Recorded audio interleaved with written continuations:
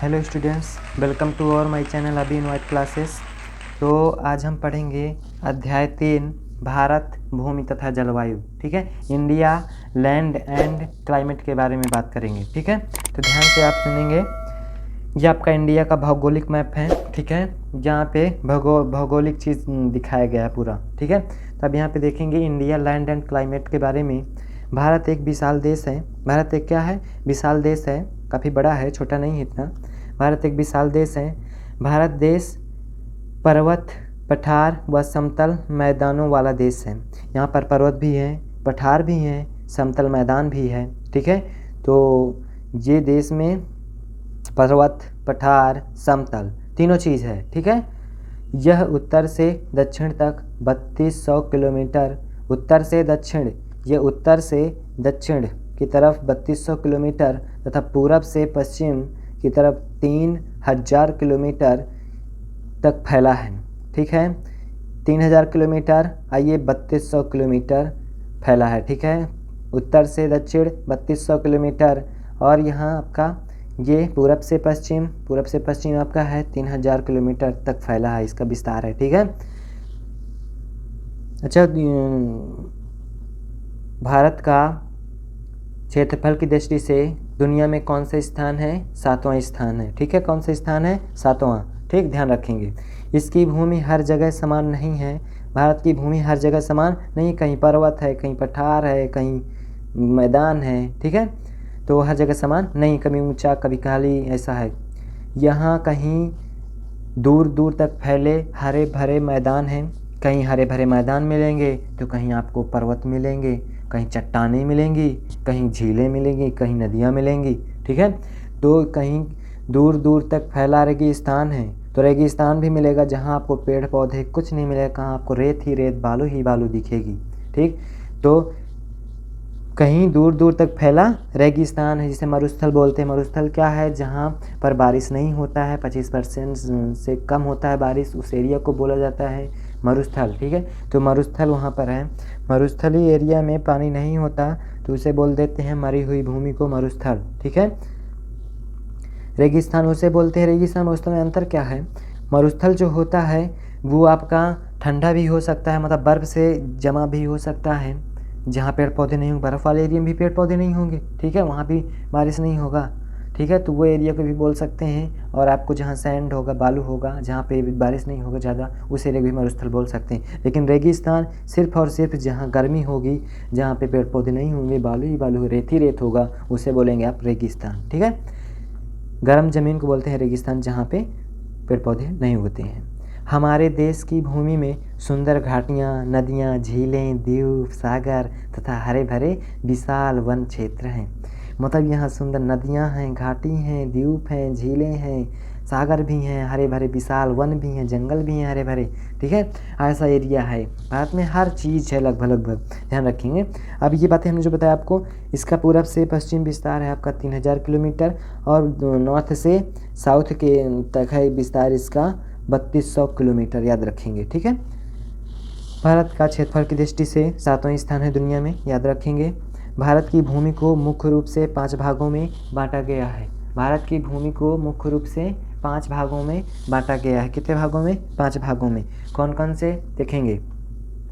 पर्वतीय भाग, मैदानी भाग। एक तो पर्वतीय भाग हो गया, दूसरा मैदान हो गया। ठीक, तीसरा दक्षिण का पठार, मतलब पठारी भाग, और चौथा द्वीप समूह और मरुस्थल। ठीक है, 5 भागों में बांटा गया है। पर्वतीय भाग, मैदानी भाग, दक्षिणी पठार, दक्षिण का पठार, पठार आपका इसी एरिया में है ज़्यादा।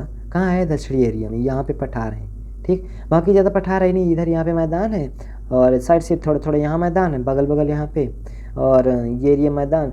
यहाँ आपका जो है आपका मरुस्थल है, इस एरिया में जहाँ पे पेंसिल चला, ये एरिया मरुस्थल है, राजस्थान है ना, यहाँ पे एरिया मरुस्थल है। ठीक, तो ध्यान रखेंगे, द्वीप समूह और मरुस्थल। ठीक, पर्वतीय भाग हैं। कितने भागों में बांटा है भारत को? 5 भागों में। पर्वतीय भाग, मैदानी भाग, पर्वतीय भाग, मैदानी भाग, दक्षिण का पठार, द्वीप समूह और मरुस्थल। पर्वतीय भाग हो गए मतलब पहाड़ी भाग, मैदानी भाग जहाँ समतल एरिया, मैदानी भाग जहाँ आपका खेती होती होता है उसे मैदानी भाग बोलेंगे, और दक्षिणी का पठार, पठारी भाग जहाँ चट्टान, जहाँ पे मतलब चोटी नहीं हो और समतल एरिया हो, ऊंचा हो मैदानी भाग से पर समतल हो, ऊपर हो जाए तो उसे पठार बोलते हैं। द्वीप समूह, ये लक्षद्वीप आपका अंडमान निकोबार है तो द्वीप समूह। और मरुस्थल, ये आपका यहाँ मरुस्थल है, राजस्थान एरिया में रेगिस्तान मरुस्थल है। ठीक, तो आप देख लेते हैं पर्वतीय भाग क्या है।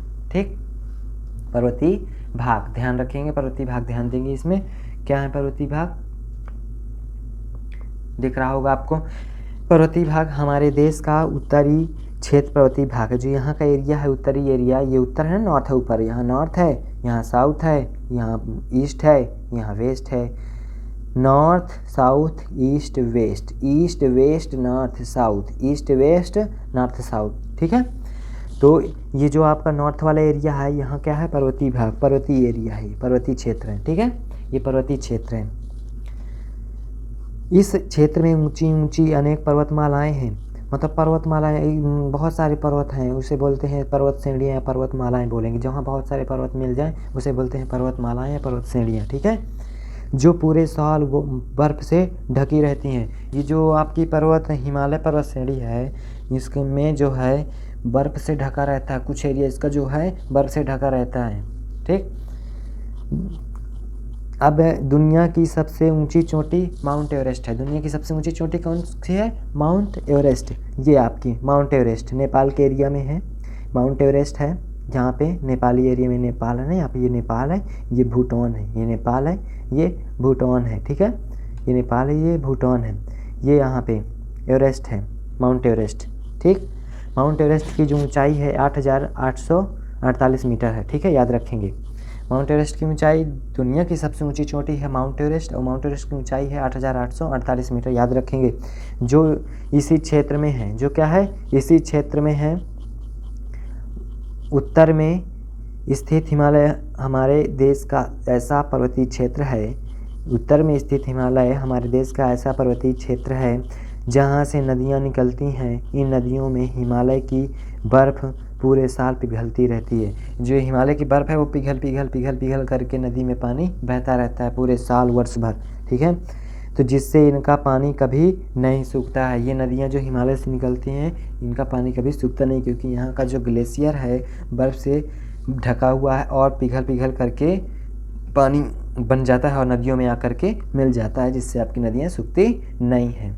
तो आपका ये इंडिया है, ये लक्षद्वीप है, क्या है, लक्षद्वीप है। ये आपका अंडमान निकोबार द्वीप समूह है, अंडमान निकोबार द्वीप समूह। पहले एक भारत जो था, अखंड भारत था, पहले भारत खंडित नहीं था। अब क्या है, भारत कितने सारे खंड हो गए हैं, बेचारा इतना बचा है।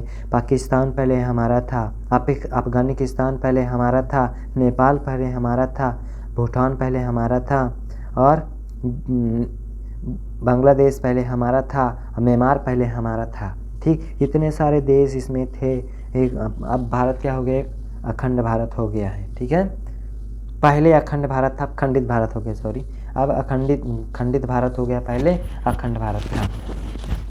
तो अब हमने पर्वतीय भाग तक आज हमने चलिए पढ़ लिया। इसके बाद हम कल पढ़ेंगे मैदानी भाग। ठीक है, भारत के मैदानी भाग क्या हैं उसके बारे में चर्चा करेंगे। दक्षिण का पठार पढ़ेंगे और द्वीप समूह मरुस्थल पढ़ेंगे, उसी में सब सॉल्व कर देंगे। ठीक है, आज हमने पर्वतीय भाग और उसके बारे में चर्चा किया, भारत के बारे में कि भारत का भौगोलिक स्थिति कैसे है और कितनी दूर तक फैला है। भारत आपका दक्षिण से उत्तर से दक्षिण तक 3200 किलोमीटर विस्तार है उसका, और इधर आपका पूर्व से पश्चिम में 3000 किलोमीटर का विस्तार है। ठीक है, तो ये आपका दूर दूर तक फैला हुआ है। भारत के 5 भागों में बांटा गया है, एक मैदानी, पर्वतीय भाग, मैदानी भाग, और दक्षिण का पठार, द्वीप समूह, और आपका मरुस्थल, ये 5 भागों में बांटा गया है। तो पर्वतीय भाग आप पढ़ चुके हैं, जिसमें सबसे ऊंची चोटी माउंट एवरेस्ट है, जिसकी ऊंचाई क्या है, दुनिया की सबसे ऊंची चोटी माउंट एवरेस्ट है, भारत की नहीं है। माउंट एवरेस्ट चोटी अभी ये दुनिया की है। ठीक है, भारत की सबसे ऊंची चोटी कंचनजंगा है, भारत की सबसे ऊंची चोटी कंचनजंगा है, याद रखेंगे। ठीक है, तो हिमालय की सबसे ऊंची चोटी माउंट एवरेस्ट, इसकी ऊंचाई 8,848 मीटर, याद रखेंगे। तो आज यहीं पे एंड करते हैं क्लास को, नेक्स्ट डे करेंगे। तो यदि आपने चैनल को सब्सक्राइब नहीं किया तो चैनल सब्सक्राइब कर लीजिए, ताकि नेक्स्ट वीडियो आप तक पहुंच सके। ठीक है, उसका नोटिफिकेशन आपको जल्द से जल्द मिल जाए। ठीक, ओके, थैंक यू, जय हिंद, जय भारत।